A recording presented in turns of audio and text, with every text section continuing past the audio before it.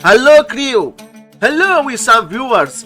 In this clip right now, 9 divided by 9 which equals 1 and 7 divided by 7 equals 1. Now we have this problem 1 divided by 1 which equals 1. But this answer is not correct because according to the order of operations we must do this division, then this division, and at last this division. So we have first this division 9 divided by 9 equals 1. So we have 1 divided by 7 divided by 7, and we can write this part as 1 over 7 divided by 7. So we must keep the first fraction 1 over 7 and change division to multiplication times. Then flip the second fraction 1